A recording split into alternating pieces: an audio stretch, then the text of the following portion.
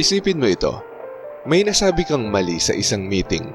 Pumiyok ang boses mo habang nagpe-present. Natisod ka, may nahulog ka, o mali ang pagkakaintindi mo sa sitwasyon. At nagtawanan ang mga tao. Hindi lang basta tawa. Ito yung matalas at umaalingaw-ngaw na tawa na parang tumatama ng diretso sa pagkatao mo. Para sa karamihan, nagiging sugat ang sandaling yon. Pero para sa mga makapangyarihang introvert, nagiging sandata ito. Hindi ito tungkol sa pagkukunwaring wala kang pakialam. Tungkol ito sa pagtiyak na sila ang mas maaapektuhan kaysa sa'yo. Number 1, ang nakatagong bentahe ng mga introvert. Madalas hindi naiintindihan ng mga introvert. Iniisip ng iba na fragile sila sa harap ng maraming tao. Tahimik equals mahina. Reserve equals insecure. Ang assumption na yon ang una mong sandata. Dahil ang mga introvert ay mapagmasid, nagpo-proseso sila bago mag-react. Hindi agad lumalabas ang emosyon nila.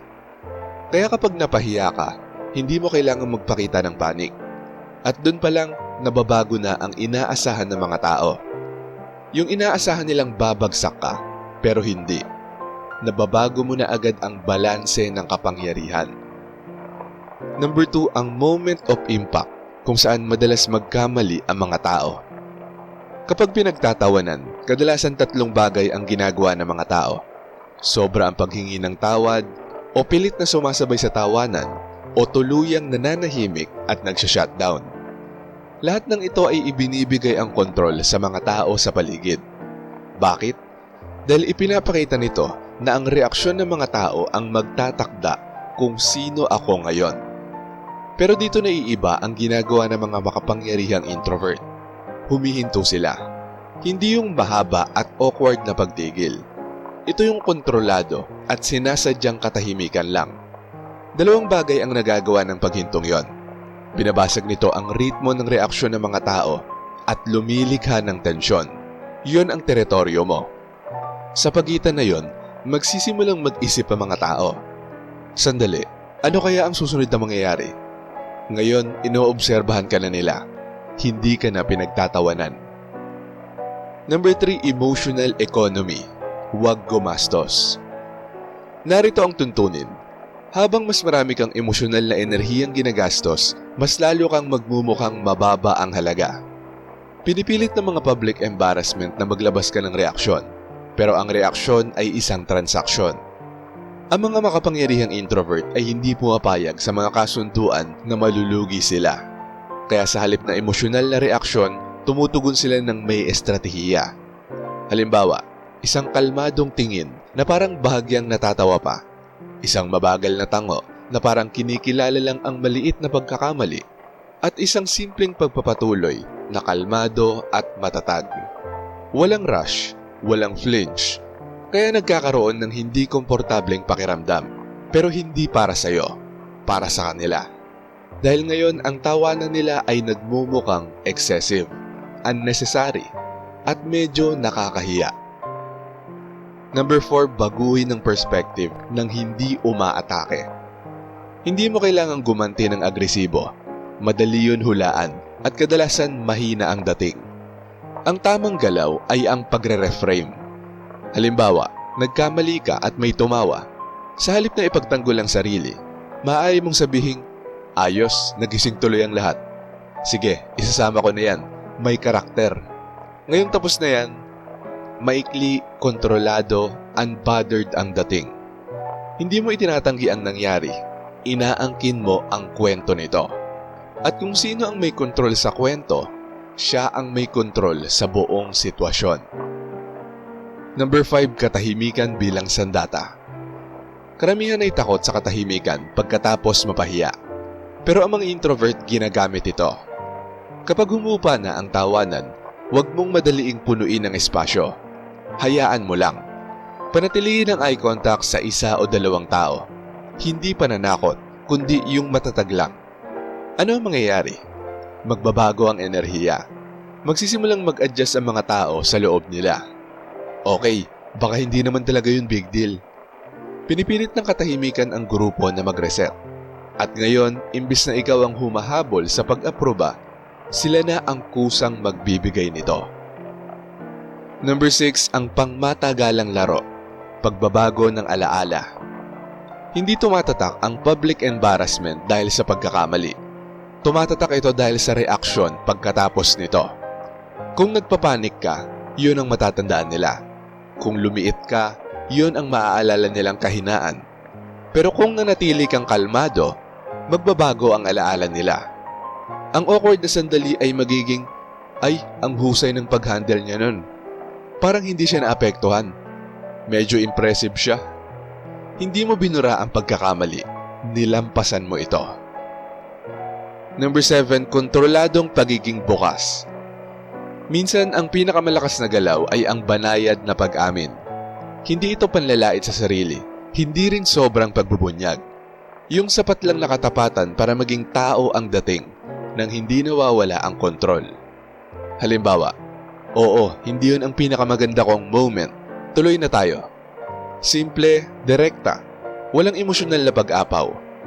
Nakakabuo ito ng respeto dahil hindi ka nagtatago, hindi ka nanghihingi ng awa, hindi ka defensive. Matatag ka.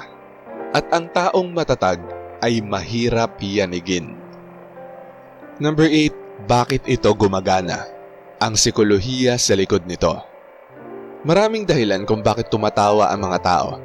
Nerbiyos, pakikisama sa grupo, o pagsusubok ng kapangyarihan. Kaya kapag malakas ang reaksyon mo, kinukumpirma mo ang dominasyon ng grupo. Pero kapag nanatili kang kalmado, binabasag mo ang siklo ng reaksyon. Hindi na nila alam, tayo pa ba ang may kontrol dito? Ang kawalang katiyakang yon ang nagpapalit ng status. At ang status, hindi pagiging perpekto, ang talagang pinapansin ng mga tao. Number 9, ano ang hindi dapat gawin? Linawin natin, hindi ito tungkol sa pagpigil ng emosyon habang buhay, pagpapanggap na wala kang nararamdaman, o pagiging malamig na parang robot. Kapag tuluyan mong babaliwalain ang damdamin mo, lalabas din yon, mas malala pa. Ang layunin dito ay kontrol, hindi pagtanggi. Iproseso mo ito sa ibang oras, magnilay ka ng pribado, pero sa mismong sandali, ikaw ang pipili kung ano ang ipapakita mo. At number 10, ang tunay na power move. Ang tunay na layunin ay hindi iwasan ang pagkapahiya, kundi maging isang tao na hindi nababawasan dahil dito. Dahil kapag napagtanto ng mga tao na hindi ka bumibigay, hindi ka naghahabol ng pag-aproba, at hindi ka sobra mag-react, titigil silang targetin ka. Hindi dahil mabait sila, kundi dahil kinikilala ka nila. Nilagyan mo ng presyo ang kanilang tawanan. Hindi na ito nakakakuha ng murang reaksyon. May kapalit na ito. Kalinawan social na sitwasyon, kontrol at ginhawa. At karamihan ng mga tao ay hindi magbabayad ng presyong yon. Hindi maiiwasan ang public embarrassment. Pero ang kahihiyan, napag-uusapan at napagdedesisyonan ito sa mismong sandali. May naiintindihan ng mga makapangyarihang introvert na hindi alam ng karamihan, na hindi ka nananalo sa pag-iwas sa sandali, nananalo ka sa pag-angkin ng kontrol pagkatapos nito. Kaya sa susunod na mangyari ito, huminto, huminga at manatiling matatag. At hayaan mong mapagtanto nila na mali ang taong pinili nilang pagtawanan. Shoutout sa mga nanood ng akala mo extra ka lang pero ikaw pala ang pundasyon. Shoutout kay Arkitakot. Sabi niya, grabe ang lalim nito. Minsan talaga akala natin side character lang tayo sa kwento ng iba, pero hindi natin napapansin na tayo pala yung dahilan kung bakit buo ang lahat. Solid reminder na may halaga tayo kahit hindi laging nakikita. Sabi naman ni Marie the Lightworker, hello po Sir AP, good evening. Kami mga introverts ay nagiging pundasyon o matatag na haligi sa isang usapan dahil sa aming natatanging kakayahan sa pakikinig at pag-iisip bago magsalita. Hindi namin kailangan maging maingay sa isang silid para maging makabuluhan. Kami ay nananatiling kalmado. Salamat po Sir AP sa episode na to. God bless always. At ayon naman kay Vanji Quaresma, salamat sa shoutout sir. At salamat din sa mga videos mo dahil nakikilala ko lalo ang mga kasama ko na introvert. At shoutout din kay Renante Damgo, Edita Miyamoto, Ramlat, Rebecca Ogata, Cairo Den Adi, Pax Tumulak, Annalyn Granada, Lorena Bintas, Jola Short Video, Emma Villanueva, Lone Survivor Diaz, Pelikulang Pinoy, at kay Cathy. Maraming salamat po sa panunood. Kung gusto nyo ding ma-shoutout, mabati o mabasa ang comment nyo, mag-comment lang sa latest video rito sa channel na to at pipili kami doon ng mga isi-shoutout at babasahin para sa susunod na upload. Kung nagustuhan mo ang video na to, huwag kalimutang mag-like, i-share to sa iba at mag-subscribe na kung hindi ka pa nakasubscribe. Maraming salamat at see you next time.